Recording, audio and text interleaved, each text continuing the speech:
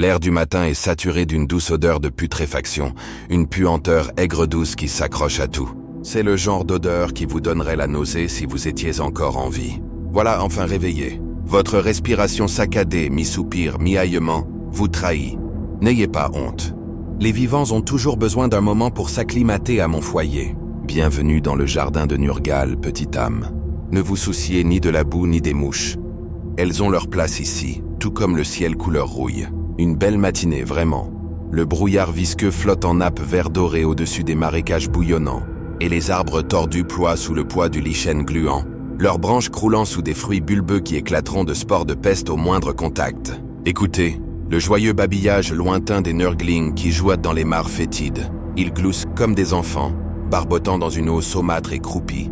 Et d'une manière bien particulière, cela réchauffe le cœur. J'inspire profondément par de nombreuses bouches et orifices. Vous vous y habituerez et savoure le goût de l'air. Chaque inspiration imprègne mes poumons de particules familières de pestilence et de vie. Je soupire, satisfait, du pus écoulant des gerçures de mes lèvres tandis qu'un nuage de mouches bourdonne à l'expiration. Doux foyer, vous en revanche, êtes moins enthousiaste. Vos yeux larmotent, tandis que votre main se porte à votre nez doucement. Touchez votre visage trop fort et votre peau risque de se détacher. À moitié pour rire. La maladie a été rude pour votre enveloppe mortelle. Regardez-la sur votre avant-bras. La chair prend une belle couleur vert noir. La peau se fissure autour de furoncles suintants. Parfaitement normal pour un des dons de grand-père Nurgle. Prometteur même. Cela signifie qu'il vous a remarqué. Réjouissez-vous. Beaucoup tueraient, enfin, mourraient, pour une telle bénédiction. Oui, vous êtes effrayé, désemparé. Peut-être même horrifié par le spectacle qui s'offre à vous.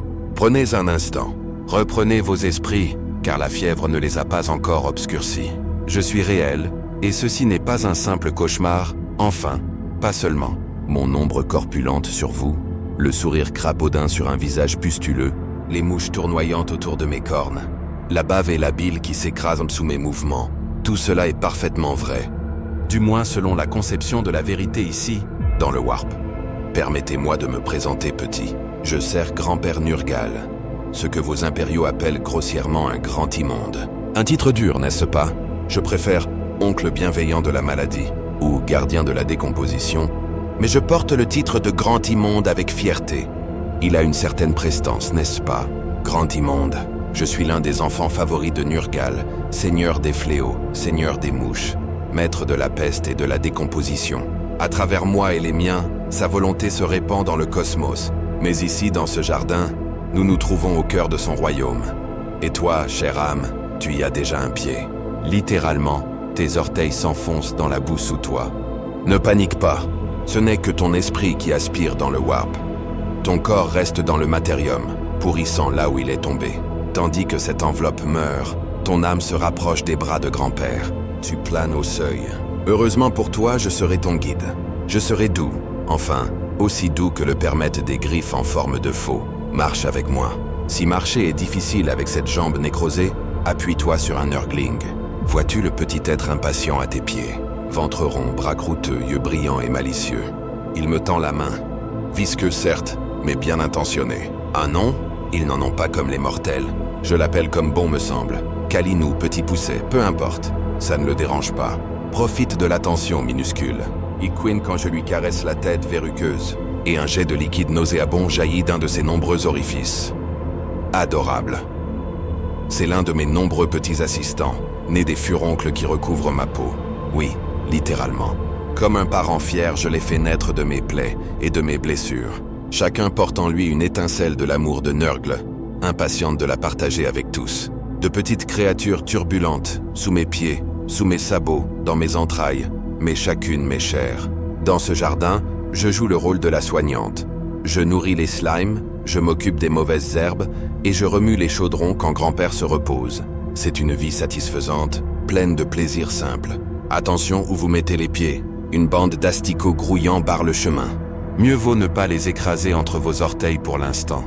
Il faut un certain temps pour s'y habituer. Je sais que c'est beaucoup à encaisser. Il y a quelques heures à peine, à l'échelle des mortels, vous viviez votre vie persuadé qu'elle était ordinaire. Une toux, peut-être, une ou deux lésions. Vous espériez une simple grippe. Non. Votre toux était mon premier bonjour. Et le délire fiévreux, C'était moi qui murmurais du fond de vos rêves. Ces jardins fanés que vous avez entrevus, ces silhouettes dodeuses et rieuses vous invitant à vous libérer de votre peur, ce n'étaient pas de simples hallucinations. Grand-père Nurgle vous a appelé à la maison, et vous avez répondu que vous le compreniez ou non. Le désespoir et la maladie ont ouvert la porte, et nous sommes entrés. Poliment, bien sûr. J'ai frappé au sens figuré.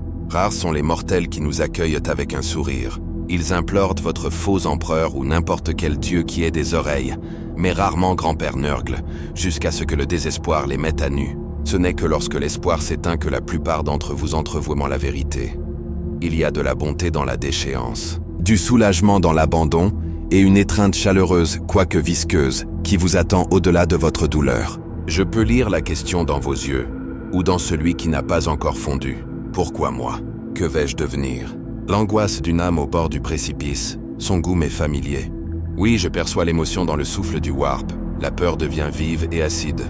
L'acceptation, riche et douce. Gardez ces questions précieusement. À la fin de mon récit, vous constaterez peut-être que votre peur s'est transformée en autre chose. Quel récit? Celui qui vous a mené jusqu'ici, le récit de vos derniers jours de mortel et des premiers pas de votre renaissance. Vous l'avez senti, n'est-ce pas, dans ces derniers instants fiévreux et lumineux, votre corps recréé, votre esprit se déployant. La fièvre brouille les souvenirs. Laissez-moi les combler. Assieds-toi près de ce gros champignon. Doucement. Il crache des spores si on le bouscule. Voilà. Aussi confortablement qu'un champignon le permet. Ah, un fémur humain. Les goûts de grand-père en matière de jardinage sont éclectiques. Je vais juste le déplacer. Maintenant un peu de fraîcheur. Un bol de bouillon? Les mortels deviennent affamés. Mi-affamés, mi-furieux, quand leur chair commence à se dévorer elle-même. Un instant. Remue, bouillonne et brouille, apporte de la soupe à notre invité. Le chaudron s'anime à mon appel. Une bulle épaisse jaillit de son bord, traverse l'air vicié et se dépose dans ma paume tendue, se figeant en un bol. Et c'est une gorgée, non? La pourriture t'a bouché le nez. Plus pour moi. Une soupe de fécule de cadavre avec une note de moisi, un délice acquis, mais parmi mes préférés. Par où commençait ton histoire? Avec une petite planète, une petite ville et une petite toux qui a tout détruit. Imaginez votre monde, celui que vous connaissiez avant qu'il ne sombre dans une ruine bénie. Il y a quelques semaines, c'était une planète comme les autres sous l'œil sévère de l'Imperium, grouillante d'humains affairés, dévoués à leur routine et à leur dieu empereur. Vous vous en souvenez peut-être? Les flèches des citérus grattant un ciel pollué, ouvriers, nobles, soldats entassés entre des murs de métal, tous inconscients du désastre qui se rapprochait. Votre ville? Son nom vous échappe? La fièvre efface ses souvenirs. Vanis Prime, oui. La cité ruche Vanis Prime sur la planète Septivol. Un nom bien choisi pour ceux qui suivirent, même si les mortels ne saisissent pas l'ironie. Septoval sonne comme sceptique, n'est-ce pas? Tout commença discrètement. Une toux, comme promis. Un simple malade dans le manufactorum inférieur, un inconnu, docker, porteur d'eau, qu'importe. Il rentra chez lui en sueur, les poumons irrités. Au matin, il brûlait de fièvre. Son dos était couvert de pustules. Les infirmiers de l'assurance maladie ont mis ça sur le compte de l'exposition professionnelle. Pauvres fous avec leurs explications toutes faites. Ils l'ont transporté à l'infirmerie, l'ont nourri d'un bouillon à base d'amidon de cadavre et de caféine reconstituée et lui ont prescrit du repos. Le patient zéro, comme on l'appelle. Je l'observais à travers les yeux d'une mouche particulièrement grosse collée au mur de l'infirmerie, tandis que sa peau prenait une teinte prune foncée, sous une pâleur maladive, et que du vomi noir dégoulinait de ses lèvres. En quelques heures, il tremblait et balbutiait, fou de douleur et d'effroi. Et pourtant, une sorte de soulagement s'insinuait dans ses murmures. La mouche qui était mes yeux s'est rapprochée, et je l'ai entendu murmurer entre ses lèvres gercées. « Empereur, sauvez-moi, je vous en prie. » Faiblement, même alors, comme si une partie de lui savait qu'aucun empereur ne répondrait. Au moment où il a rendu l'âme, la peste s'était enracinée. Chaque infirmière, chaque parent et chaque collègue qui s'est approché de lui pendant ses premiers jours l'a propagé. Une tape sur l'épaule, une tasse partagée, une toux dans un couloir étroit. Des gestes anodins devenus vecteurs de contamination. 2 jours plus tard, des dizaines de personnes étaient alitées, fiévreuses. 5 jours plus tard, des centaines. Les services étaient saturés. Les autorités ignoraient encore l'ampleur de la situation. Elles tentèrent les méthodes habituelles.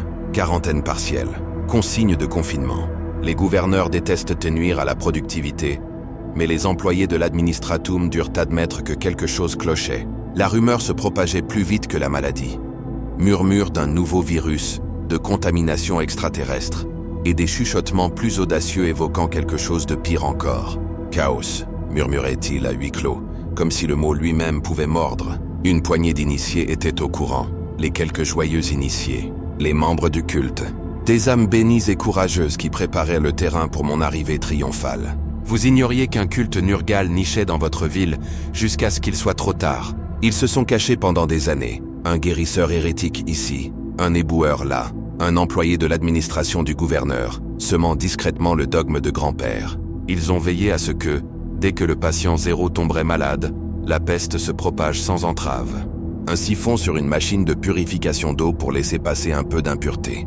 Un pot de vin à un responsable d'hôpital pour qu'il ferme les yeux sur la puanteur provenant des ponts inférieurs. Lorsque la panique s'est installée, ils ont saboté toutes les quarantaines sérieuses.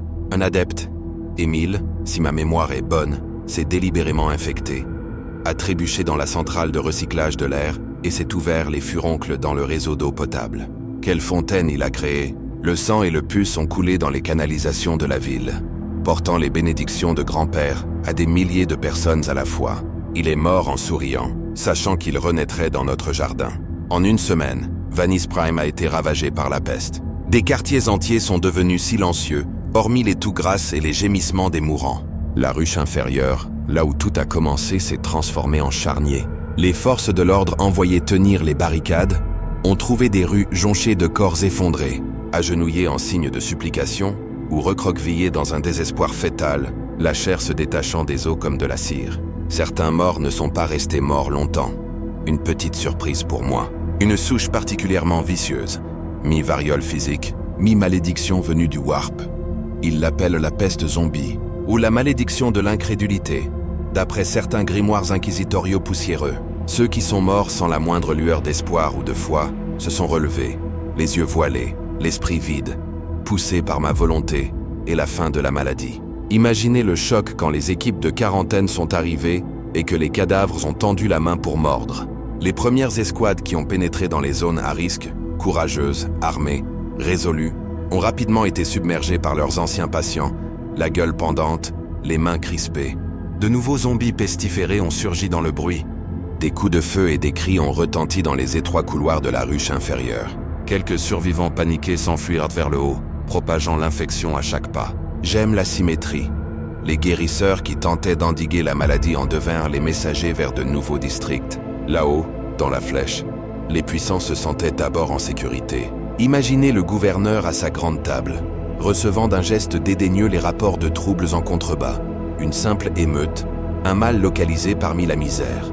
Peut-être ordonna-t-il une ou deux purges, assurant à l'agent de liaison de l'Inquisition, si tant est qu'il y en ait un sur cette planète, que tout était sous contrôle. Il ne pouvait pas se tromper davantage. À ce moment-là, le Warp lui-même était perturbé par notre présence. Les astropathes ont peut-être tenté d'appeler à l'aide, mais grand-père avait déjà bouclé le ciel. Aucun signal ne quittait ce monde. Isolé comme un lépreux en quarantaine, il fut laissé à l'abandon, condamné à dépérir. Au 10e jour, la ruche moyenne s'effondra. Les ouvriers du Manufactorum, les contremaîtres, même certains membres de la garde personnelle du gouverneur tombèrent malades. La panique ne connaît pas de frontières. Lorsque les premières victimes, le visage couvert de vomi, pénétrèrent en titubant sur la grande place centrale où l'élite du quartier flânait parmi les arbres importés, l'illusion de sécurité se brisa. Un scribe de l'administratum infecté, les yeux exorbités de champignons, explosa soudainement, littéralement, au milieu d'officiers hors service. Son corps se fendit dans un nuage d'immondices et de spores, aspergeant de maladies les nobles hurlants. En quelques heures, ces officiers étaient alités, avec leurs familles. L'ordre s'effondra. À qui faire confiance? Qui était porteur de la vérole? Les voisins se méfiaient au moindre toussotement. Certains se barricadèrent dans leurs demeures, gardés et équipés de purificateurs d'air, inutiles contre les charmantes spores de grand-père. D'autres fuirent à la ville entière, s'entassant dans les ascenseurs et les transports en commun, assurant ainsi la propagation de la contagion jusque dans les moindres recoins. J'aimais cette image. Des citoyens terrifiés, entassés comme des sardines dans un wagon à marchandises, portant la ruine partout où ils passaient. Joues collées au cou, ils respiraient tous l'air infecté des uns et des autres. Si j'avais pu danser une gigue sans écraser un bloc, je l'aurais fait. En bas, les véritables serviteurs de Nurgle jubilaient. Tandis que la loi et l'ordre s'effondraient, le culte s'avança au grand jour, défilant dans des allées jonchées de cadavres, psalmodiant des hymnes à la décomposition et faisant sonner des cloches rouillées dont les carillons portaient l'influence corruptrice du Warp. Ils promettaient le salut aux désespérés. Acceptez les dons de Nurgle et soyez libérés de la peur. Nombreux furent ceux, abandonnés par leur empereur et la mort à leur porte, qui firent exactement cela. Ils se gravèrent la mouche à 3 anneaux de Nurgle dans la chair, se pliaient au grand-père et, en retour, leur douleur s'apaisait et leur cœur se remplissait d'une joie grotesque. Je voyais des femmes tournoyer sur leurs jambes brisées, riant tandis que des ampoules fleurissaient sur leurs langues. Des hommes qui avaient hurlé un instant auparavant restaient sereins, leurs entrailles se déroulant sous leur armure. Une fois qu'ils eurent cédé, l'agonie s'apaisa, remplacée par une béatitude perverse. Telle est la douceur cachée dans nos afflictions. Se soumettre et trouver la paix dans l'inévitable. Tous n'étaient pas prêts. Nombreux étaient ceux qui s'accrochaient à une croyance mourante, murmurant à un empereur lointain. Nul ne reçut de réponse. Aucun sauveur radieux ne descendit pour les guérir. Au mieux, une poignée de clercs zélés répandèrent de l'encens et psalmodièrent des litanies, comme si la fumée parfumée pouvait stopper la pourriture de Nurgle. Un confesseur particulièrement insensé leva une aigle au-dessus des malades et leur promit la miséricorde de l'empereur s'ils restaient fermes dans la foi. La foule implora leur délivrance, jusqu'à ce qu'ils se mettent à tousser entre 2 versets. La peste le frappa en pleine prière. Il s'affaissa, éclaboussant de sang les fidèles. Certains s'enfuirent en hurlant. D'autres, les yeux vides, assistèrent impuissants à l'effondrement de leur dernier bastion. Je l'avoue, j'ai savouré sa fin. Tandis qu'il se convulsait sur les marches de la chapelle, je lui parlais, non plus physiquement mais partout en esprit. « Où est donc ton empereur, petit martyr ? Malgré toute ta foi, tu meurs dans la fange comme les autres. » Ses yeux s'écarquillèrent. S'il entendit vraiment ou s'il ne fit que constater l'inutilité de mes paroles, je ne saurais le dire. Dans son dernier râle humide, il me sembla apercevoir une lueur d'acceptation, ou peut-être seulement une pellicule de putréfaction recouvrant son regard. Quoi qu'il en soit, sa mort marqua la fin de toute résistance significative à l'avancée du fléau. En 2 semaines à peine, Vanish Prime fut remodelé. Les boulevards jadis grouillants de vie devinrent des cloaques de décomposition, saturés de cadavres gonflés. L'air, autrefois âcre par l'activité industrielle, se transforma en un miasma de putréfaction si dense que le soleil y fumait comme un disque verdâtre. Le silence s'installa, seulement troublé par le bourdonnement des mouches et les rires lointains et délirants des cultistes survivants qui trinquaient au milieu des amas de détritus. Mais le calvaire de la ville n'était pas terminé, et mon rôle dans cette représentation venait tout juste d'atteindre le devant de la scène. Jusque-là, j'avais œuvré comme un chef d'orchestre invisible, guidant la symphonie de la maladie depuis l'immaturité, arrangeant les pièces du puzzle par l'intermédiaire de mes serviteurs. La peste, à elle seule, était belle. Mes grands-pères et moi avions un message plus personnel à transmettre. L'heure était venue d'une véritable visite, pour que les véritables serviteurs de Nurgle réclament ce prix balayé par la peste. Quand le voile se déchira enfin, je m'en souviens comme si c'était hier. L'odeur psychique du désespoir et les montagnes de cadavres en décomposition avaient aminci la réalité jusqu'à la réduire à néant. D'une poussée joyeuse, nous avons franchi le voile. Imaginez le spectacle, pour tout mortel encore en vie. Sur la place centrale de Vanish Prime, jadis un marché fier, désormais recouvert de pourriture, l'air lui-même se fendit dans un fracas assourdissant. Une plaie d'une lumière verdâtre maladive s'ouvrit, s'élargissant comme une entaille infectée. De là jaillit le jardin de grand-père incarné. Je fus le premier. Dans un rugissement triomphant qui fit trembler les vitres brisées à des kilomètres à la ronde, je m'élançai dans le monde de toute ma masse. Un instant plus tard, la place n'abritait que des mouches et les gémissements des mourants. L'instant d'après, je la dominais de toute ma hauteur. 3 étages, une montagne se détachant sur le ciel toxique, les bras levés en signe d'exultation. Le sol trembla sous mes pas d'éléphant. Bave et bile s'écoulaient de moi en ruisseaux, chaque éclaboussure engendrant la vie. Des champignons poussaient là où le pus coulait. Des vers et des centipèdes se tortillaient là où mon sang touchait la pierre. Mon rire résonna, un rire profond et gargouillant de joie. Après avoir été si longtemps lié à l'esprit, sentir les os craquer sous mes pieds et goûter à nouveau la peur dans l'air matériel. C'était sublime. Derrière moi déferlaient d'autres enfants de Nurgle. Une marée espiègle de Nurglings déferla, recouvrant la place d'un tapis de vermine joyeuse. Ils bondissaient sur leurs anges dodus, renversaient des tonneaux, barbouillaient de sang tout sur leur passage, et jouaient à se lancer les têtes coupées laissées par les mourants. Puis vinrent les porteurs de peste, nos infatigables talmen, des silhouettes hautes et décharnées, au corps cadavérique et à l'œil unique et brûlant, brandissant chacun une lame rouillée et un parchemin et une plume. Ils marchaient en rang serré, marmonnant d'une voix monocorde. Écoutez, vous pouvez presque vous rappeler le rythme.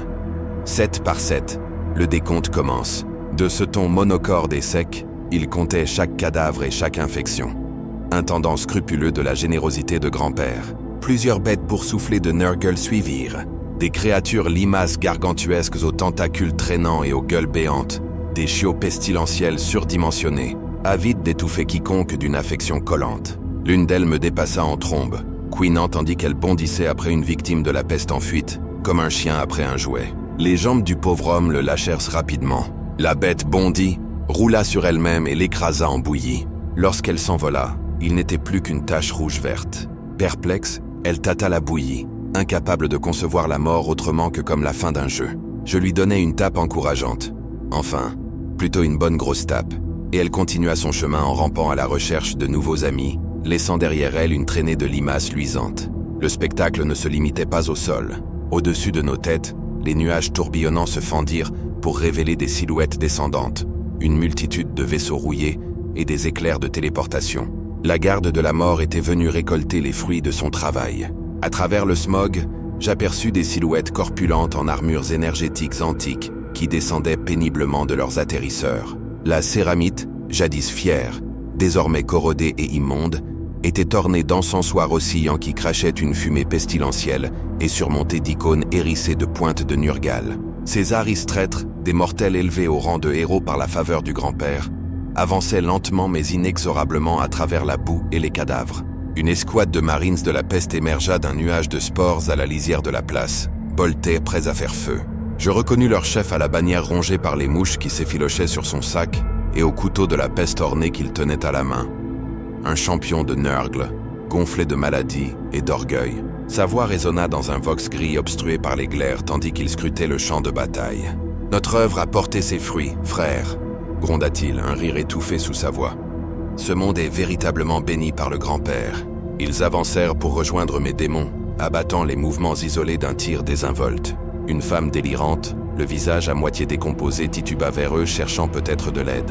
Le champion leva simplement son pistolet bolter et la réduisit en bouillie sans ralentir. Son corps explosa comme un raisin trop mûr, s'écrasant contre le mur des Icor. « Amen !» cracha-t-il, presque pieux, comme s'il bénissait par l'anéantissement. Je m'avançai lourdement vers eux, mes pas faisant trembler les pierres. Ils s'arrêtèrent, leurs regards s'élevant toujours plus haut. Même ces tueurs post-humains, endurcis marquèrent une pause, comme saisis d'admiration devant ma corpulence et ma présence. À leur honneur, ils ne pâlirent pas. Je soupçonne des sourires narquois se dissimulant derrière leurs casques fissurés. Un marine, tête nue, le visage ravagé de plaies suintantes, inclina la tête avec respect. « Loué soit le père Nurgle », haleta-t-il. « Le grand ancien marche parmi nous. » Je répondis par une large révérence, le ventre presque collé au sol. Un rire étouffé me traversant l'esprit. « Mes frères de putréfaction !» tonnai-je d'une voix rauque comme du goudron bouillonnant. « Grand-père est satisfait de votre labeur. » Et il l'était. Par le lien empathique, je sentis la joie de Nurgle se répandre comme une fièvre réconfortante. La garde de la mort avait semé les graines. Peut-être était-ce leur vecteur qui avait introduit la peste dans la ruche, via une cargaison contaminée ou un rite des profondeurs. Et moi, son démon, j'étais venu récolter. Ensemble, nous ferions de ce monde un autre jardin pour le dieu de la peste. Leurs poings s'entrechoquèrent contre leur cuirasse en signe de salut, le métal corrompu résonnant. Les formalités accomplies, nous nous sommes attelés à la tâche finale. Anéantir la dernière résistance dans la ville haute. Le culte et la peste avaient décimé la majeure partie de la population, mais mes sens s'éveillaient à la moindre lueur d'espoir ici et là, notamment un groupe d'âmes affolées, barricadées derrière les lourdes portes du palais du gouverneur. Ah oui, le gouverneur. Contre toute attente, une poignée d'entre eux et sa suite avaient survécu, protégés par de la céramite alvéolée et des sceaux de pureté. Ils avaient bouclé le paletto, abattant quiconque s'approchait, malade ou non. C'était sans doute le dernier bastion d'humains purs dans la ruche.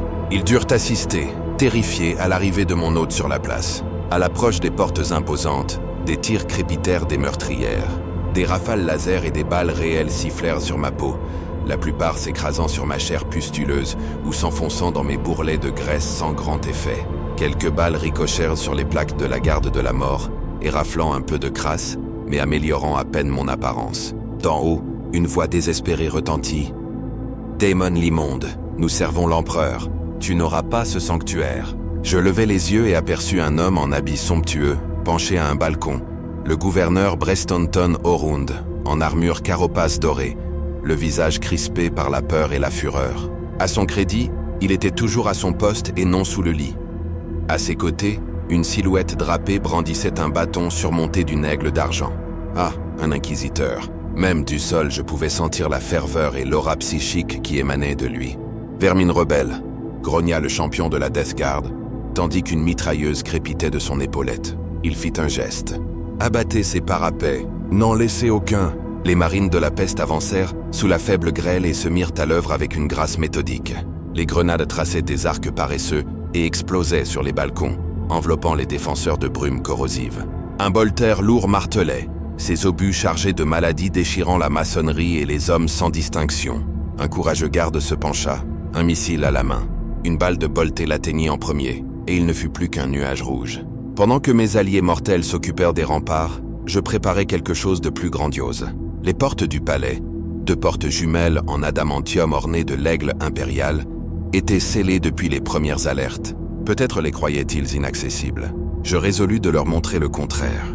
Dans un rugissement joyeux, toc toc, je me mis à courir et me jetai de tout mon poids contre les portes. Glorieux. Le volet de gauche se déchira et vola vers l'intérieur, traversant la cour. Celui de droite se plia comme du fer blanc. Je fonçai à travers, faisant crisser le métal tordu sous mes pieds, et pénétrai dans le sanctuaire intérieur. À l'intérieur, parmi des jardins soignés déjà flétris par l'air vicié, un dernier bastion s'était formé, une vingtaine de survivants, peut-être des gardes du palais en armure étincelante, quelques soldats de la PDF qui avaient réussi à s'infiltrer, des domestiques brandissant des armes improvisées, et au centre, l'inquisiteur sévère que j'avais aperçu, maigre, les yeux bioniques, des sceaux de pureté hérissés sur son manteau, les symboles de l'Ordo Cephilorum sur son épaule, un chasseur de peste. Ironie du sort que ce devoir les conduit dans les bras de grand-père. Un instant, ils restèrent figés tandis que je défonçais leur refuge. Un cauchemar prenait forme. Ma masse imposante remplissait leur monde. Entrailles et plaies offertes au regard, des nurglings gambadant à mes pieds dans tous les recoins. Le gouverneur tout près devint livide et chancela, presque évanoui par la puanteur qui émanait de moi. L'inquisiteur fut le premier à agir. « Toutes les unités, à l'attaque !» aboya-t-il d'une voix tonitruante. « Purgez l'abomination pour l'empereur !» Par mérite ou par désespoir, ils obéirent. Des coups de feu claquèrent. Une grenade à fragmentation rebondit sur mon ventre. Je l'attrapai et la mis dans ma bouche comme une friandise. Le sifflement des éclats d'obus et des tirs laser laissa des traces de brûlure sur ma peau. Quelques-uns crépitèrent si profondément qu'ils provoquèrent un sifflement. Un soldat astucieux tira au fuseur, creusant un cratère de lave dans mon flanc d'où suintait un pu lumineux. Je hurlais, un mélange de douleur et de joie. Il y avait une éternité que je n'avais pas ressenti une piqûre aussi vive. Cela ne fit que me réveiller. « Oui, petite mouche, battez-vous » hurlai-je. « Que ça devienne intéressant !» Autour de moi, mes troupes déferlèrent. Des nurglings par dizaines envahirent la brèche, bondissant sur les gardes stupéfaits et les mordant de leurs dents acérées. Les porteurs de peste avançaient péniblement, brandissant leurs épées de peste avec une patience sinistre. Un capitaine empala un nurgling, mais deux autres lui grimpèrent sur le dos et lui rongèrent le cou. Il hurla, se débattit et s'effondra dans un râle rauque. La garde de la mort et les cultistes se ruèrent pour achever les autres. Je ne m'en aperçus presque pas. La rage m'envahissait. Une brume rouge, peut-être verte, voilait ma vision. Je me souviens m'être déchiré à main nue dans un amas de garde, en avoir fendu un en deux et avoir fouetté son torse comme un fléau pour disperser les autres. Mes nurglings, sentant mon humeur, devinrent sauvages, ricanant et terrorisant ceux qui bougeaient encore. Je rappelais à quelques-uns de ne pas tous les tuer. Grand-père désirait désinfecter vivants pour les savourer, mais la colère m'envahit, et mes instincts les plus doux s'évanouirent. Au centre, l'inquisiteur éleva un rite. Le pommeau de son bâton frappa la pierre, et une sainteté nauséabonde envahit la cour, telle une bourrasque glaciale traversant un marais fumant. Il psalmodia en haut gothique, invoquant la lumière de l'empereur et insufflant foi aux survivants. Je vis un porteur de peste chanceler, de la fumée s'échappant des symboles gravés dans sa putréfaction, tandis que l'hymne l'effleurait. Un marine de la Death Guard grogna, ses anciennes blessures s'enflammant de douleur sous les syllabes sacrées. Un picotement aigu me parcourut la peau, comme si 1 million de mes mouches chéries étaient écrasées au même instant. Voilà, grognai-je, la pression hypocrite de l'empereur, mordante comme le gel. Faites taire cet adorateur de cadavres. Grognai-je, l'humour s'évaporant. Je me jetai sur lui, balançant un bras colossal dans un large arc de cercle et repoussant un groupe de gardes comme des chiffons, le regard rivé sur l'inquisiteur. Il soutint mon regard sans ciller, brandissant une petite relique en forme de crâne radieux qui me brûla la vue comme le soleil. « Retourne dans la fosse, démon !» s'écria-t-il. « Au nom de l'empereur, je te bannis. Pour la première fois de toute cette campagne, une véritable douleur me transperça, spirituelle, brûlante. L'éclat doré de la relique me brûla l'essence même. Je reculai, levant un bras pour me protéger le visage, et un rugissement déchirant m'échappa. Un son que je n'avais pas émis depuis des siècles. La peur. Oui, je l'avoue. Un frisson de peur me parcourut tandis que le pouvoir de l'empereur, canalisé par ce bijou sacré, tentait de m'arracher au monde des mortels. J'ai ressenti l'attraction maladive du warp, tandis que la sainteté tentait de rompre mes liens avec l'espace réel. Autour de moi, des démons inférieurs hurlaient et se dissolvaient en une vapeur nauséabonde, bannie par cette lumière. Plusieurs nurglings éclatèrent, comme des ampoules trop gonflées, sifflant en disparaissant. J'ai titubé, ma masse soudainement instable, mes contours se fondant dans la réalité. L'irréalité vacillait le long de mes membres, un bras oscillant entre chair et ectoplasme. La rage et la panique bouillonnaient en moi. Non, cela ne pouvait rester ainsi. L'inquisiteur a profité de son avantage, s'avançant d'un pas assuré et scandant avec force. Les survivants se sont ralliés à lui, l'espoir s'allumant dans leurs yeux imaginés, des misérables osant croire qu'ils pourraient nous détrôner. Je n'oublierai jamais son visage, sévère, exalté, convaincu qu'il bannirait un grand impur par la foi et un simple amulette. Un instant, j'ai moi-même douté que ma fin fût proche, anéantie par la prière d'un fanatique. Mais grand-père Nurgle nous met à l'épreuve pour que nous grandissions. Dans la crise, le désespoir et la fureur se cristallisèrent en une seule et vile réponse. Au milieu de la douleur atroce, j'ai choisi l'acte le plus simple. J'ai craché. Rassemblant les dernières forces de mon corps chancelant, j'ai arraché du plus profond de moi le caillot le plus caustique de flegme et de bile et l'ai craché sur l'inquisiteur. Le jet l'a frappé de plein fouet à la poitrine. À son honneur, il ne s'est pas effondré sur le champ. Mais son chant s'est brisé lorsqu'il a haleté sous la brûlure. Ma bile a sifflé à travers les robes inquisitoriales et s'est infiltrée dans sa chair. Une fumée? Non. Une vapeur s'est élevée là où elle l'avait touché. Comme si mon vomi avait consumé la pureté de son âme. Il a vacillé, sa poitrine s'affaissant tandis qu'il se griffait le cœur. Ce battement de cœur a suffi. 3 Nurgalings, de braves petits vengeurs, lui sautèrent sur le dos avec une fureur bestiale. Ils le déchirèrent et le mordirent, l'un d'eux lui enfonçant sa patte crasseuse dans la gueule hurlante. Il se débattit, tentant de les déloger, et laissa tomber la relique lumineuse. Elle s'éteignit à l'endroit de sa chute. Libéré de son emprise, je retrouvai toute ma force comme une vague déferlante. « Assez !» tonnai-je. Me précipitant en avant, je levai mon épée de peste. Ai-je mentionné mon épée? Un immense couperet, rongé par la rouille et suintant de venin, mais terriblement tranchant là où il fallait, et je l'abattis. Le coup trancha l'inquisiteur et les Nurgalings d'un seul coup dévastateur, la lame brisant les dalles et fissurant le carrelage de la cour. Un geyser de sang et d'immondices jaillit à l'endroit où il se tenait. Des membres volèrent, des corps se pulvérisèrent. Son dernier mot se noya dans un gargouillis, tandis qu'il se fendait presque en deux. Un silence sidéré s'installa un instant. Les survivants contemplaient, bouche bée, les restes maculés de sang de leur sauveur potentiel. L'étincelle qui les avait animés s'éteignit aussitôt. Quelques-uns s'effondrèrent, cris, sanglots, genoux heurtant la pierre. Le gouverneur, recroquevillé derrière une statue renversée, laissa échapper un gémissement si pitoyable que j'en eus presque pitié. Presque. La rage et l'exaltation se livraient de bataille en moi. J'étais si près, dangereusement près de l'exil.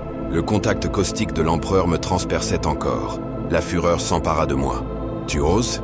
grognai-je, la voix bouillonnante de colère. « Tu oses brandir sa lumière contre moi? Je suis la décomposition. Je suis inévitable. Tu ne peux arrêter la putréfaction. » Chaque phrase se muait en un hurlement. J'inspirais profondément, distrayant un ventre déjà immense et vomi un torrent. Un flot d'immondices visqueuses et nauséabondes recouvrait la cour, noyant les derniers défenseurs. Ils hurlaient tandis que la bile pestiférée les recouvrait, rongeant leurs visages, s'insinuant dans les coutures de leurs armures, se logeant dans chaque pli. Ceux qui n'étaient pas instantanément réduits en cendres laissèrent tomber leurs armes et se griffèrent la peau pendant que mes fluides faisaient leur œuvre. La garde de la mort et les cultistes se ruèrent pour achever les derniers. Je ne m'en aperçus presque pas. Un voile, rouge ou peut-être vert, obscurcissait ma vision. Je me souviens avoir déchiré 2 gardes à main nue, arrachant les bras de l'un et les utilisant pour assommer l'autre jusqu'à le réduire en bouillie. Mes nurglings, sensibles à ma colère, devinrent sauvages, grognant en entraînant au sol ceux qui se débattaient encore. J'aboyais sur quelques-uns pour qu'ils ne les tuent pas tous. Grand-père voulait qu'il en reste pour répandre la rumeur ou la peste. Mais la retenue, pour moi aussi, m'avait abandonné. En un rien de temps, le palais du gouverneur sombra dans un charnier. J'ai trouvé le gouverneur affalé près d'une fontaine, les yeux exorbités, débitant des inepties, l'esprit brisé. Par un coup de chance, il était indemne. Peut-être une dalle l'avait-elle protégé de mon vomi. 2 membres de la secte l'ont traîné jusqu'à moi. J'ai presque admiré sa lâcheté. Je me suis penché vers l'homme tremblant. « Alors, seigneur gouverneur », ai-je sifflé, des filets de bave ruisselant de ma bouche. « Ça fait quoi de voir votre empire de mensonges pourrir et s'effondrer ?» Il n'a fait que gémir, le regard absent. Quel plaisir de le tourmenter ainsi. D'un haussement d'épaule, j'en ai fini, en lui serrant la tête dans le poing et en appuyant jusqu'à ce qu'elle éclate comme un fruit mûr. Rapide, miséricordieux. Vous voyez, nous pouvons être miséricordieux à notre manière. Et puis, ce fut terminé. Les derniers coups de feu se sont tus. Plus aucune voix humaine ne résonnait, hormis les gémissements de quelques infectés mortellement, agonisants. Nous avions réussi. Vannis Prime était à nous, un jardin de mort et de renaissance pour Nurgle. Une clameur, humide et gargouillante, s'éleva des survivants de mon armée. Les porteurs de peste levèrent leur parchemin de décompte, en signe de salut. Les Nurgaliens dansaient dans des fontaines de boue. Les guerriers de la garde de la mort inclinèrent leurs casques avec une sinistre satisfaction. Dans le lointain bourdonnement du Warp, je perçus un écho de rires et de fierté, l'approbation joviale de grand-père Nurgle. L'air scintillait d'énergie Warp, tandis que la réalité reprenait ses droits. Dans cette brume, il me sembla le voir, Nurgle lui-même, scrutant le voile. Une ombre immense remuant un chaudron cosmique, se délectant du triomphe de ses enfants. Et à ses côtés, dans une cage de branches tordues, une silhouette féminine, Aïcha, la déesse prisonnière, pleurant les morts. Une larme cristalline glissa dans le bouillon de Nurgle, et le chaudron siffla et bouillonna de nouveau, empli de concoctions fraîches. Un autre monde ravagé par le dieu de la peste, un nouveau tournant dans le cycle infini de la vie et de la mort. Nous nous attelâmes à consolider notre victoire. La garde de la mort se déploya pour prendre le contrôle, brandissant d'immondes icônes et invoquant des fosses aux nœuds stratégiques de la cité afin d'ancrer l'influence du Warp. Ils resteraient pour s'assurer que ce monde demeure un refuge pour le domaine de Nurgle et qu'il ne puisse être facilement reconquis.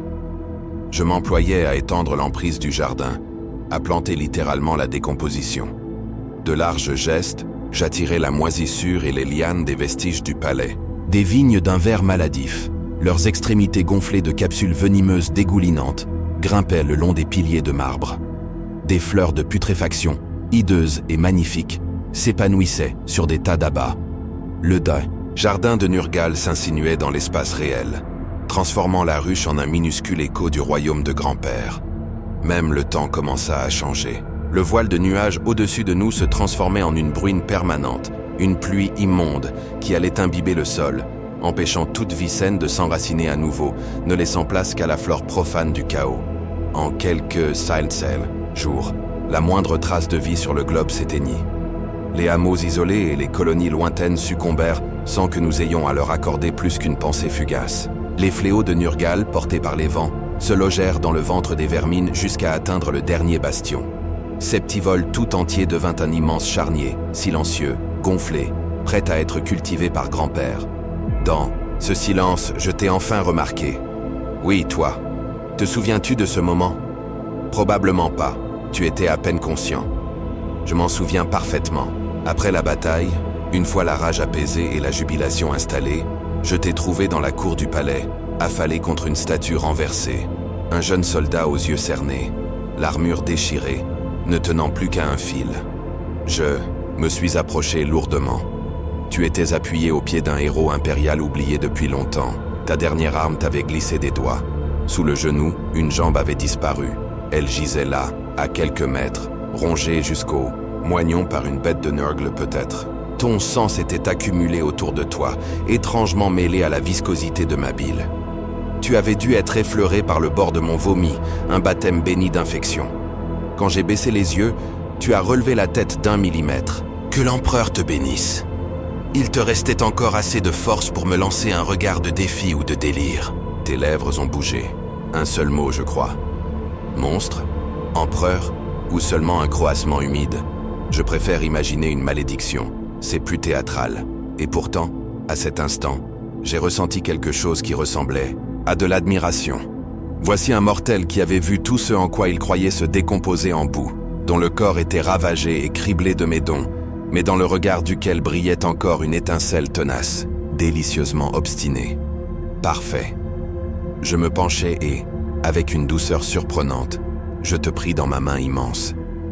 Tu ne pesais rien pour moi, une poupée de chiffon luisante de sang et de maladie. Tu te débattis faiblement, et je te berçai, comme un parent calme, un enfant agité.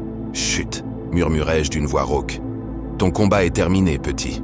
Tu as été si courageux. Autour de nous, mes suivants observaient avec curiosité. Un marine de la Death Guard s'approcha d'un pas lourd, supposant peut-être que je comptais t'achever. « Dois-je exécuter celui-ci pour vous, grand homme ?» gronda-t-il. Je grognai, une soudaine instinct protecteur dans la voix. « Non. Celui-ci est spécial. » Il inclina sa tête casquée, perplexe, mais ne protesta pas. Il reprit ses fonctions et nous quitta. « Tu étais spécial. » Je le sus alors. Peut-être une intuition, peut-être un murmure de grand-père. Je sentais que tu étais destiné à plus qu'une mort ordinaire. Je berçais ton corps brisé. Le brouillard du combat s'était dissipé, et je retrouvais ma joie. « Tu viendras avec moi », murmurai-je en riant doucement, bien que tes yeux fiévreux se révulsassent déjà. Un instant plus tard, la conscience s'évanouit complètement. Ton corps s'abandonna enfin dans mes bras. Parfait. Cela m'épargna l'attente. Je pouvais sentir ton âme se détacher de cette chair en ruine, attirée comme un papillon de nuit par la lumière déformée. « Te voilà », murmurai-je tandis que tu rendais l'âme. Ton corps s'affaissa, un cadavre enfin, mais je ne le laissais pas tomber. Juste devant moi, un faible scintillement. Ton esprit qui s'en allait, informe mais présent. Avec un gargouillis satisfait, je claquai des doigts de ma main libre, ouvrant un petit portail, un chemin personnel vers le jardin. Pris dans l'attraction de Nurgle, ton esprit dériva volontairement vers mon domaine. Comme une bienveillante faucheuse, je t'ai ramené chez toi. Et nous voici, la boucle est bouclée. Tu vois maintenant comment tu as fini blotti dans ce coin paisible du jardin, à écouter mon récit. Je perçois une lueur de reconnaissance dans ton œil restant. Oui, ton dernier combat, ton héroïsme vain, ta mort et ta renaissance. La vérité s'installe doucement, telle une douce croissance fongique qui se répand dans tes pensées.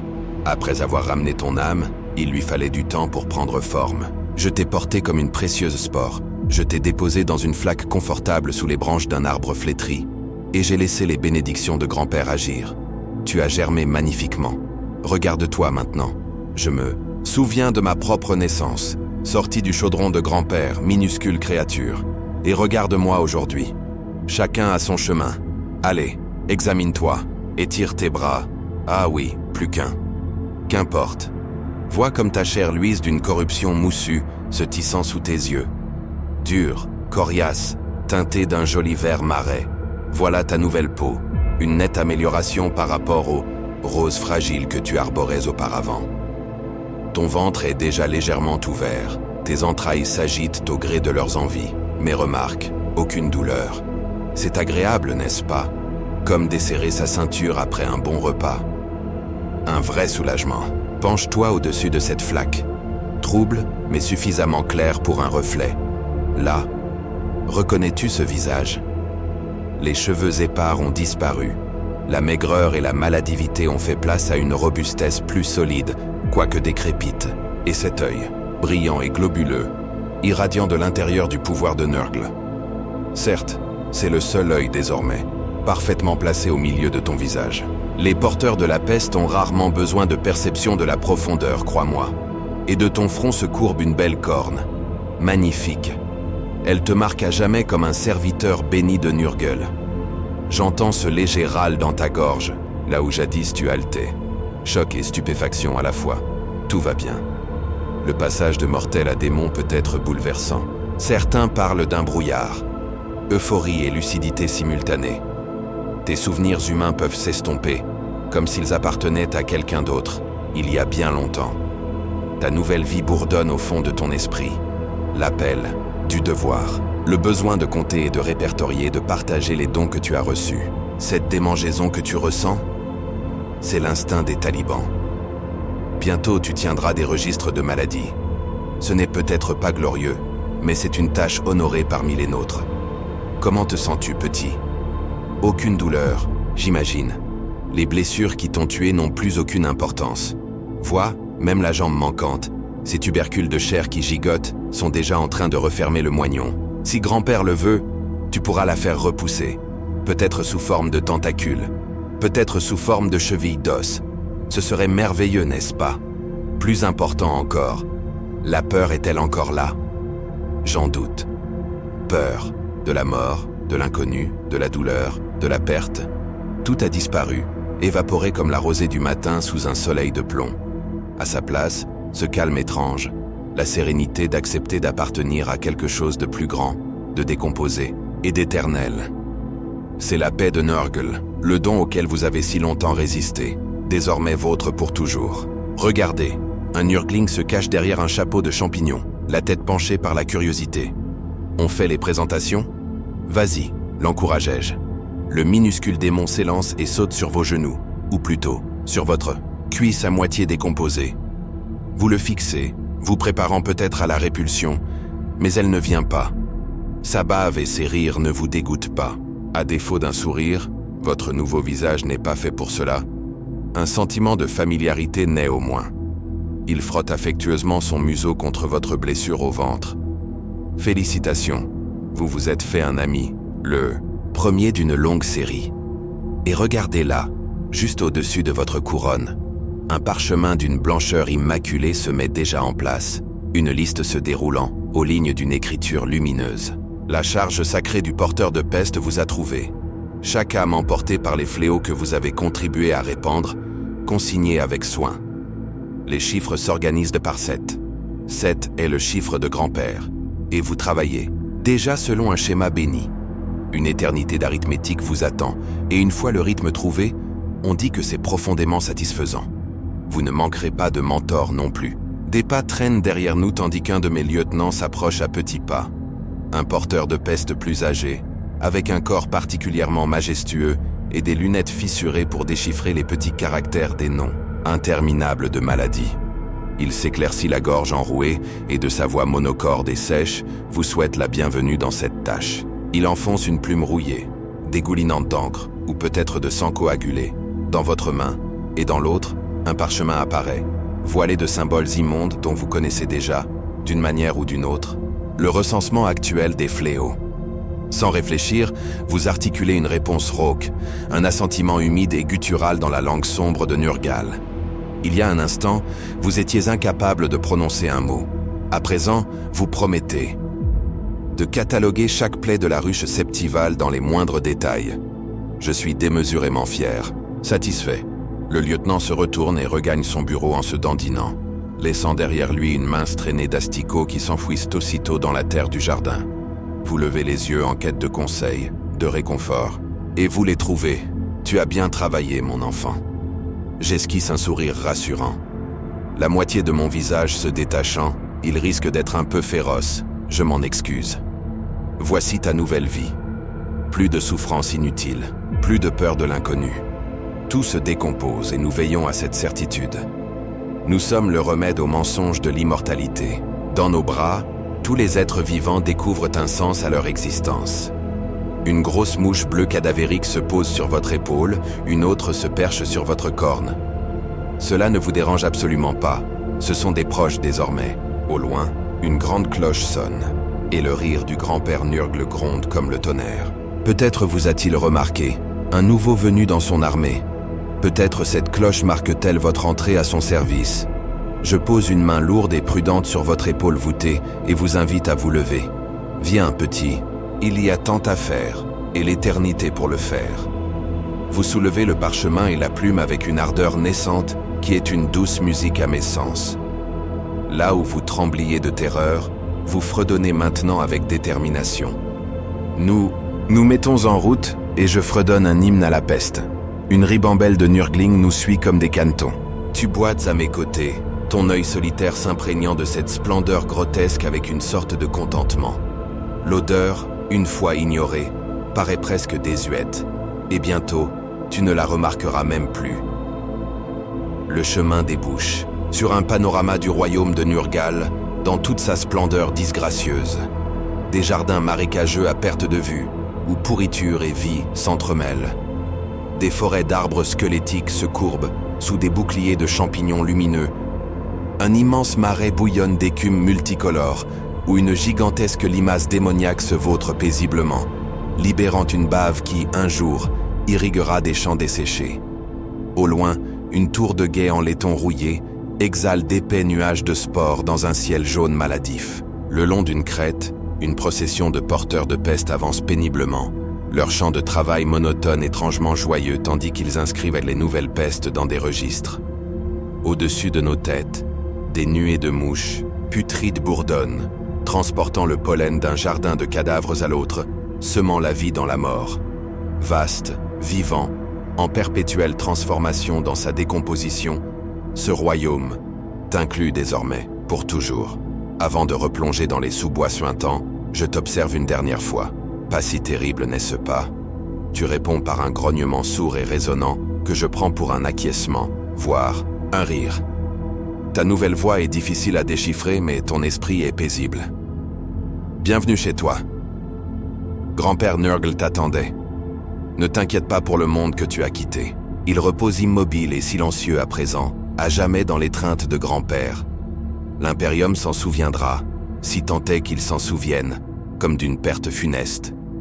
Ici, cependant, ce monde a refleuri, un petit fragment de notre paradis enraciné dans l'espace réel. Nous avons beaucoup à faire. Demain, peut-être, je te montrerai comment remuer l'un des chaudrons de grand-père. Avec un peu de chance, il nous laissera brasser une nouvelle variole. C'est une corvée matinale que vous adorerez, et vous finirez par l'apprécier. Faites-le bien, et qui sait, la promotion sourit aux assidus, une tête supplémentaire, un corps de héros. Les possibilités sont infinies et infiniment grotesques. Ces leçons peuvent attendre. Pour l'instant, notre travail nous appelle. Tant de choses délicieuses à compter et d'innombrables mondes qui aspirent encore à une dose de corruption. Le cycle continue. La vie, la mort, la vie à nouveau. Et nous, avec un air enjoué et un pas léger, ou plutôt un bruit de succion dans la démarche, nous veillerons à ce que tout finisse dans la pourriture et renaisse par elle. Venez donc. Notre labeur éternel commence.